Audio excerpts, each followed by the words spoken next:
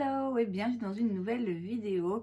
Aujourd'hui on se retrouve comme chaque lundi pour parcourir ensemble les nouveautés make-up. Donc comme à chaque fois je vais parcourir les pages Instagram de plusieurs comptes qui annoncent les nouveautés make-up, skincare, etc. Et comme d'habitude les pages que je consulte sont dans la barre d'infos. Et on commence avec la page Insta de Trendy Mood sur laquelle la première chose que je vois ici, c'est la nouvelle HD Skin Twist and Light Lighting Powder de chez Makeup Forever. C'est une poudre qui va unifier, corriger et revitaliser votre teint. C'est donc une poudre libre qui vient dans 4 différentes harmonies. Donc chaque harmonie, j'imagine, est pour une carnation, une couleur de peau différente. Et donc dans chaque harmonie, vous avez à chaque fois une poudre qui va donc unifier, corriger et revitaliser. J'ai du mal à comprendre le principe. Alors, je comprends qu'il y a 3 poudres avec des teintes différentes qui vont faire que chaque teinte va avoir un rôle à jouer. Ce que je comprends pas, c'est que, finalement, les 3 teintes se mélangent? Parce que si c'est le cas, alors c'est comme les poudres avec 4 couleurs de chez Givenchy, là, où au final, ok, très bien, mais vous pouvez directement tout mélanger. Pourquoi faire 4 poudres de couleurs différentes? Là, c'est un petit peu pareil. Donc, je serais curieuse de voir concrètement comment ça fonctionne en termes de packaging et de distribution de poudre. Oui, un peu curieuse de voir que c'est une poudre HD, donc a priori qui va être très très fine, comme la poudre de chez Makeup Forever qui est assez connue, mais comme c'est coloré, j'imagine qu'il n'y aura pas le côté flashback. Donc ça éveille un petit peu ma curiosité, le fait qu'il y ait 3 poudres différentes, pareil. À voir un petit peu des revues, des tests make-up avec cette poudre, voir d'autres personnes l'utiliser pour voir concrètement comment ça fonctionne. Oui, un peu curieuse. On a une nouvelle collection chez Gucci. On a le Glow and Care Shine Lipstick pour 42 $. Et la Gorgeous Flora Eyeshadow Palette pour 160 $. Ça m'intéresse pas du tout. J'en parle juste parce que je trouve ça complètement aberrant. Ils ont déjà sorti une palette de ce type où beaucoup disaient waouh, le packaging est super beau. Alors déjà moi perso, oui, c'est spécial. Après, le packaging sur photo comme ça est joli. En vrai, et quand on voyait les revues, l'intérieur, c'est du plastique dégueulasse. Enfin, je veux dire, ça n'a rien de spécial comme un packaging Pat McGrath, par exemple, qui, là, on voit que c'est du luxe, on voit que c'est du lourd, on voit que c'est quelque chose de travaillé et avec des matériaux plus chers. Je veux dire, là, au-delà de l'extérieur, à l'intérieur, c'est un plastique, je veux dire, qui coûte rien. Non seulement les matériaux utilisés pour le packaging ne valent pas les 160 $, mais en plus, l'intérieur de la palette, la formulation des fards à paupières, d'après toutes les revues que j'ai vues, ne valent pas les 160 $ non plus. Alors, l'harmonie de couleurs en soi, déjà, qu'est-ce qu'elle a de particulier? Mais ça, passons, parce que je crois qu'on se le répète assez, c'est rare de nos jours de trouver des harmonies de couleurs qui sont, oh mon dieu, complètement inédites et qui n'ont jamais été faites avant. Mais en plus, la formulation est vraiment pas ouf. Cette première palette qu'ils avaient sortie dans le même packaging, dans le même format, on va dire, au même prix, elle était, d'après tout ce que j'ai pu en entendre, juste vraiment pas top. Non seulement pas top pour les 160 $, mais pas top même pour un prix de, je veux dire, base de 40 $. Donc vraiment, payer 120-130 € pour une palette Pat McGrath, déjà, je veux dire, je crois qu'on peut encore une fois s'entendre et se dire que c'est juste trop dans le monde dans lequel on vit aujourd'hui. Ça devient de plus en plus difficile à justifier, mais ma foi, je peux encore entendre que derrière, comme j'ai dit, de une, il y a un packaging qui est absolument fantastique et qui est vraiment très très solide et longue durée, on va dire.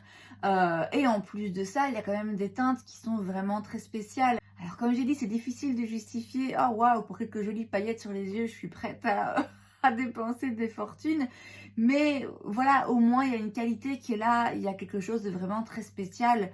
Là, c'est 160 € juste parce qu'il y a Gucci qui est écrit dessus. Et c'est le genre de truc que j'ai de plus en plus de mal à digérer en fait. Ou je sais pas, je trouve ça devient un petit peu ridicule. Je sais pas si c'est l'âge qui parle, mais clairement, payer aussi cher pour une palette qui est médiocre juste parce que c'est Gucci, non, moi en ce qui me concerne, ça m'intéresse plus. On a une nouvelle teinte chez Makeup by Mario pour leur Moisture Glow Plumping Lip Serum. C'est la teinte Honey Glow. La semaine dernière, je vous avais dit, je comprends pas pourquoi ils ont sorti une nouvelle teinte, donc il y a 2 semaines, et puis la semaine dernière de nouveau une nouvelle, et là encore une. En fait, si j'avais pris le temps de bien lire la description sur certaines pages, simplement tous les lundis, ils annoncent une nouvelle teinte pendant tout l'été, je pense, plus ou moins. Voilà, ceci explique cela. Donc on a encore une nouvelle teinte. Elle est assez jolie celle-là, elle m'appelle bien. Je l'ai déjà dit, Makeup by Mario, c'est pas facile pour moi de me procurer la marque. En tout cas, certains produits de la marque, clairement, c'est compliqué. Et c'est de toute façon pas une marque qui jusque maintenant a particulièrement éveillé ma curiosité. Mais si c'est votre cas, bah voilà, sachez qu'il y a encore une nouvelle teinte. Chez Glow Recipe, on dit au revoir au Watermelon Glow Sleeping Mask, qui était un masque hydratant à la pastèque, que j'ai déjà eu d'ailleurs de cette marque et que j'ai utilisé et qui était vraiment très très bien. À part que le lendemain, donc c'est un masque qu'on mettait le soir et qu'on gardait toute la nuit, et alors le lendemain ça pelait un petit peu, on voyait encore les résidus du masque, donc il fallait pas oublier de se nettoyer le visage avant de faire quoi que ce soit. Mais c'était, je me rappelle, un très bon masque, et en fait il le remplace par le Watermelon Glow AHA Night Treatment. Donc c'est pareil, ça va hydrater, maintenant ça va aussi exfolier légèrement et illuminer la peau, puisque ici il y a des acides AHA, ça coûte 40 $. Je suis pas particulièrement curieuse pour ce masque en particulier, je l'ai déjà utilisé, enfin l'ancienne version je l'avais déjà utilisé, en effet je l'aimais bien. Voilà, je suis pas particulièrement plus intéressée par cette version, à voir évidemment les revues et ce que d'autres vont en dire. De manière générale, Glow Recipe, il y a d'autres produits qui m'intéressent et qui m'intriguent beaucoup plus. Ils sont disponibles sur Cult Beauty, j'ai déjà failli acheter quelques-uns de leurs produits qui m'intriguent et qui m'intéressent, mais j'ai du mal à me lancer parce que bon, le skincare déjà de manière générale c'est plus cher et c'est moins facile de trouver une façon de les utiliser qui me convienne que pour le make-up. Quand j'achète un produit make-up qui finalement ne me va pas tellement, pour ma foi, je peux toujours trouver l'une ou l'autre façon de l'utiliser, de détourner un petit peu son utilisation.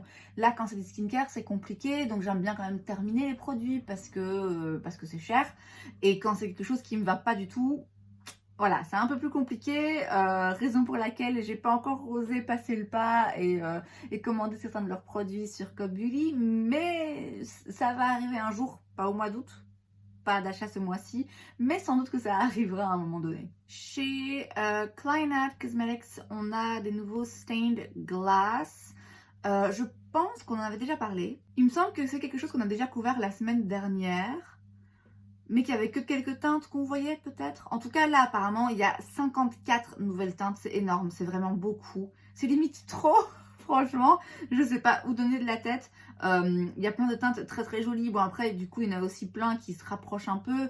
C'est des duochromes, des multichromes, et donc vous allez avoir forcément 6 verres différents où dans chaque verre il y a un reflet particulier, donc et c'est le genre de fard en plus où il n'y a rien à faire, c'est quand on les voit en vrai qu'on se rend le plus compte de la diversité et des reflets et de la beauté des pigments.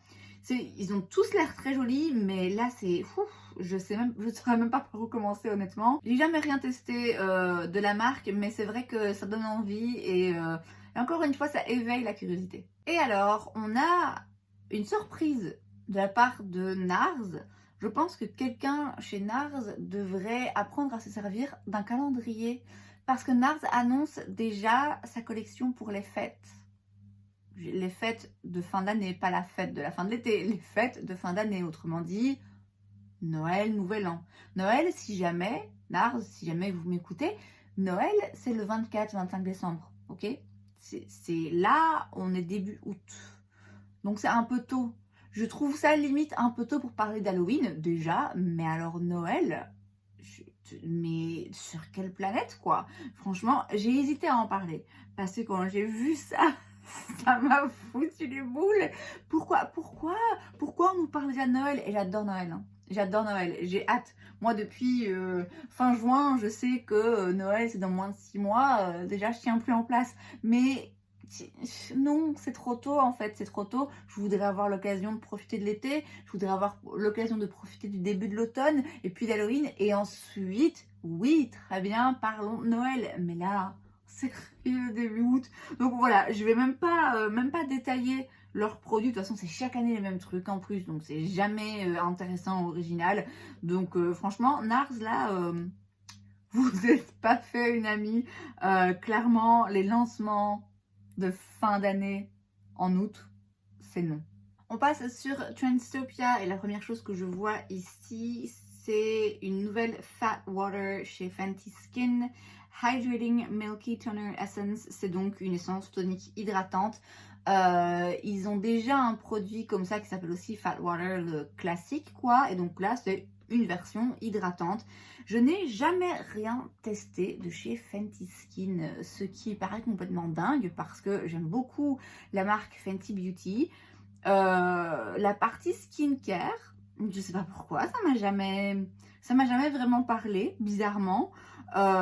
Ici, je suis pas plus intéressée que ça non plus. J'en parle parce que les lancements chez Fenty sont quand même toujours assez importants et mis en avant, mais ouais, moi, a priori, c'est rien, toujours rien qui me donne envie chez Fenty Skin. Chez Kiko, on a le Unlimited Double Touch.